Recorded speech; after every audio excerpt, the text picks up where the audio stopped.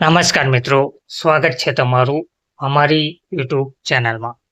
મિત્રો, શિક્ષકોની ભરતી માટે ઉમેદવારો સરકારી નોકરીની રાહમાં જોવા મળી રહ્યા છે. 3500 થી પણ વધુ શિક્ષિત ઉમેદવારો હાલમાં સરકારી નોકરીની રાહમાં છે.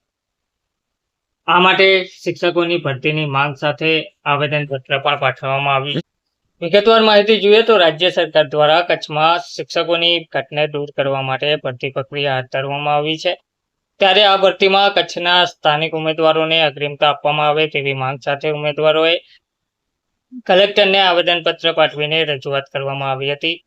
જેમાં કરાયેલા ઉલ્લેખ મુજબ જિલ્લામાં હાલે 3500 થી વધુ શિક્ષિત ઉમેદવારો છે, જેઓ જિલ્લાની વિવિધ ખાનગી શાળામાં ફરજ બજાવી રહ્યા છે. તેઓ છેલ્લા ઘણા સમયથી કાયમી શિક્ષક બનવાની રાહ જોઈ રહ્યા છે. હાલે સરકાર દ્વારા શિક્ષકોની ભરતી કરવામાં આવી છે. સાથે સાથ કચ્છમાં જે નોકરી પૂર્ણ કરે તે માટે અલગથી જગ્યાઓની ફાળવણી કરવામાં આવી છે. ત્યારે આ જગ્યાઓ પર સ્થાનિક ઉમેદવારોની પસંદગી કરવામાં આવે, કારણ કે કચ્છના ઉમેદવારો સ્થાનિક હોવાની સાથે સાથે કચ્છી ભાષા ઉપર પકડ પણ ધરાવી રહ્યા છે, જેના કારણે વિદ્યાર્થીઓને પ્રાદેશિક ભાષામાં સરળતાપૂર્વક શિક્ષણ આપી શકશે. બીજી તરફ બિનકચ્છી શિક્ષકોને ફરજિયાતપણે કચ્છી ભાષા શીખવી પડે છે.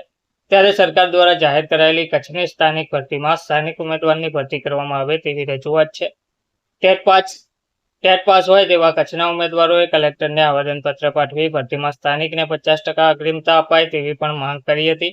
જ્યાં નિમણૂક ત્યાં નિવૃત્તિ નિયમ 2 વર્ષમાં નીકળી જશે તેવી આશંકા પણ જોવા મળી રહી છે.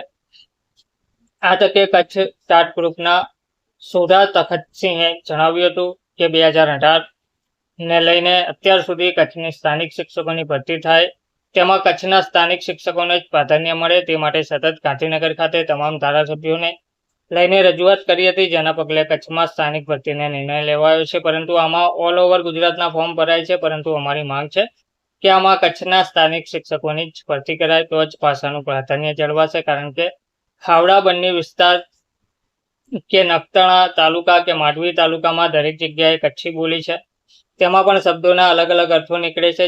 તે જોતા પણ કચ્છના સ્થાનિક શિક્ષકોને પ્રાધાન્ય મળે.